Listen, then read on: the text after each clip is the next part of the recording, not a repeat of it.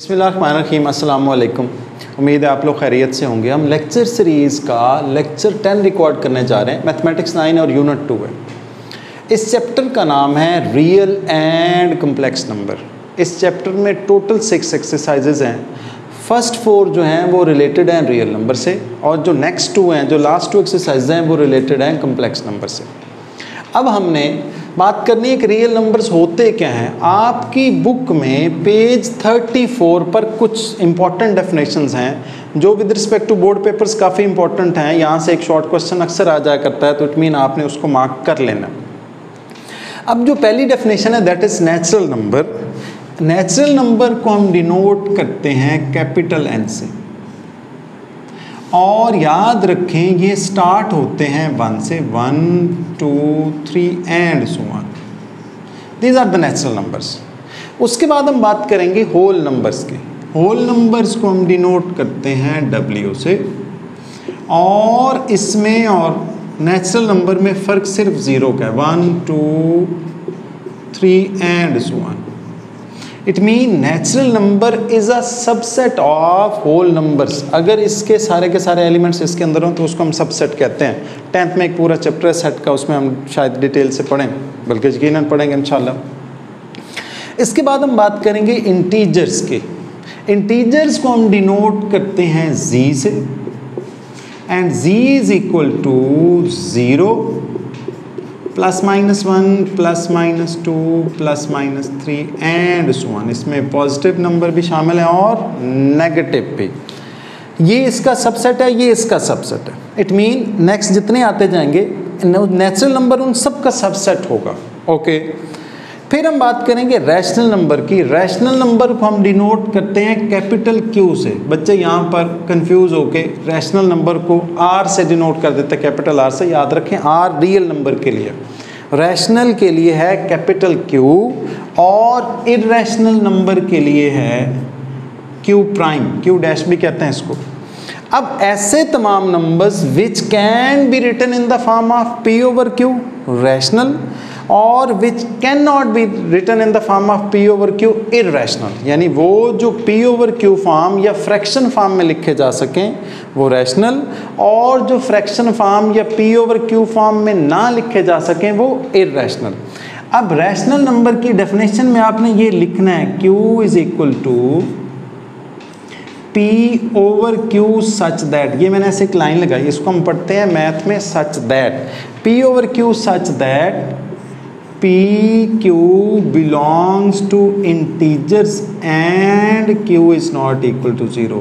हर वो नंबर जिसको हम फ्रैक्शन में लिख सकें, हर वो नंबर, दुनिया का हर वो नंबर जिसको फ्रैक्शन में लिखा जा सके उसको हम क्या कहते हैं, रैशनल नंबर्स। मसलन मैंने कहा 9/1 लिखा जा सकता है, तो ये रैशनल है। बेशक वो नेचुरल भी है, but this is also rational. Okay, अब जिनको P/Q फॉर्म में ना लिखा जा सके उसको हम कहते हैं इर्रेशनल। इर्रेशनल को मैंने आपसे कहा कि हम Q प्राइम से डिनोट करते हैं, Q प्राइम, Q डैश भी पढ़ते हैं इसको, X such that X does not belongs to P/Q where PQ belongs to integers and Q is not equal to 0। अच्छा, इसमें एक बात याद रखें, Q is not equal to 0 mean अगर मैं लिखूं, सपोज मैं लिख दूं यहाँ पर करके लिख देता हूँ 5/0 लिख दूँ, this is equal to undefined form, infinity कहते हैं इसको। तो डिनोमिनेटर में 0 नहीं होना चाहिए। अब अगर मैं इन दोनों को कंबाइन कर दूँ उसको हम कहते हैं यूनियन, यानी रैशनल और इर्रेशनल का कम्बिनेशन कर दूँ, उनका यूनियन ले लूँ, तो उनको हम कहते हैं रियल नंबर्स। और रियल नंबर्स को हम डिनोट करते हैं कैपिटल R से। इन दोनों का यूनियन, किसका यूनियन, Q का और Q प्राइम का, U से डिनोट करते हैं Q union Q prime is equal to real number. और अगर इनका इंटरसेक्शन ले लूँ, इंटरसेक्शन में सिर्फ कॉमन लिखते हैं, अगर इन दोनों का इंटरसेक्शन ले लूँ Q इंटरसेक्शन Q प्राइम, तो वो आता है एम्प्टी सेट, ऐसे एम्प्टी कहते हैं। ठीक, अब आपने ये दोनों बातें याद रखनी, ये समटाइम्स MCQs में आ जाया करते हैं, यानी रैशनल यूनियन इर्रेशनल रियल, और rational intersection irrational empty set आता है। इन दोनों में कुछ भी कॉमन नहीं होता। ये वाला जैसे ऐसे डाले इसको हम कहते हैं इंटरसेक्शन, और ये जो यू की तरह डाले इसको हम क्या कहते हैं, यूनियन। यूनियन में दोनों को कंबाइन करते हैं, और इंटरसेक्शन में क्या करते हैं, दोनों का कॉमन आता है। तो इन दोनों में कुछ भी कॉमन नहीं होता, एक बात। फिर इरेशनल में कुछ नंबर स्पेसिफिक हैं जो एक्चुअली इरेशनल कांस्टेंट्स कहते हैं उनको, तो वो आपकी बुक के पेज 34 पर एंड पर दिए गए हैं, वो इरेशनल है। मसलन फॉर एग्जांपल उसने कहा कि पाई इरेशनल है, पाई एक स्पेसिफिक नंबर है। इसी तरह ई जो है इरेशनल कांस्टेंट है। ये सारे नंबर जो है इरेशनल। आसानी के लिए हम कह लेते हैं कि ऐसे तमाम नंबर्स, आसानी के लिए बता रहा हूँ, ऐसे तमाम नंबर्स जिनका स्क्वायर रूट सॉल्व ना कर सके उनको हम कहते हैं इरेशनल, और जिनका स्क्वायर रूट सॉल्व हो जाए उनको हम कहते हैं रैशनल। ओके, अब इसके बाद हमने बात करनी है टर्मिनेटिंग डेसिमल फ्रैक्शन की, यानी फ्रैक्शन है वो टर्मिनेट हो तो टर्मिनेटिंग एंड हो जाए जिसका आंसर, और जिसका आंसर एंड ना हो उसको हम क्या कहते हैं, नॉन टर्मिनेटिंग।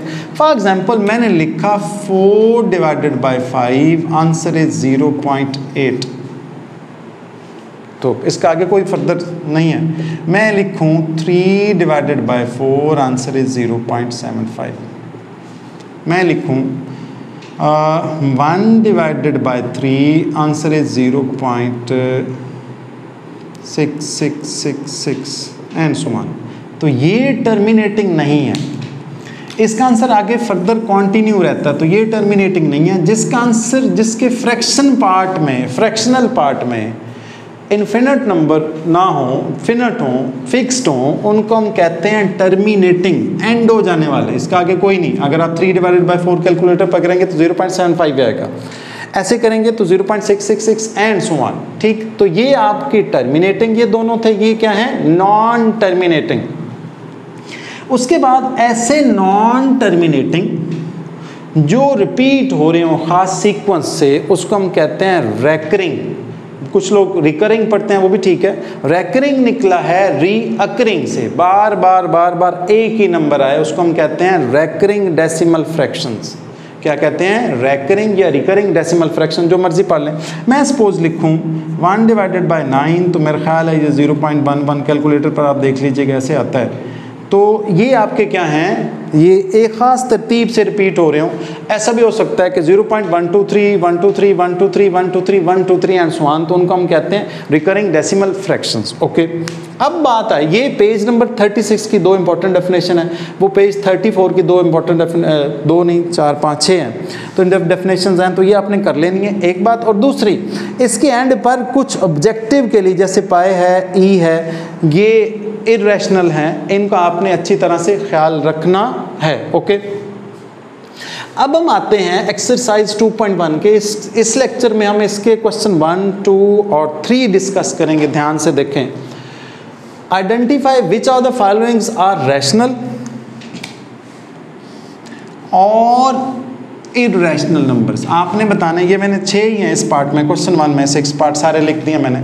आपने बताना है कि रैशनल कौन से हैं और इरेशनल। अब डेफिनेशन हमने लिखी थी, rational which can be written in the form of P over Q, वो आपके रैशनल, और जो which can not be written in the form of P over Q, वो इरेशनल। अब देखें ज़रा, अंडर रूट वाला ऐसा जिसका अंडर रूट सॉल्व हो रहा हो, मैं कहूँ जी, इधर देखें, मैं यहाँ लिख देता हूँ, मैं अगर कहूँ कि under root 16 is equal to 4, इसका अंडर रूट सॉल्व हो रहा है, परफेक्ट स्क्वायर है 16, तो ये आपका रैशनल होगा। याद रखें, इरेशनल ना हो, जिसका अंडर रूट सॉल्व ना हो रहा हो उसको हम कहते हैं इरेशनल। तो ये आपका इरेशनल है।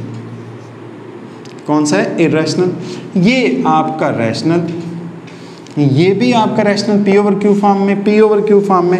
इसको अगर आप कन्वर्ट करें तो पी ओवर क्यू फॉर्म बन जाती है 725 डिवाइडेड बाय 100, और सिंप्लीफाई भी किया जा सकता है, तो ये भी आपका रैशनल।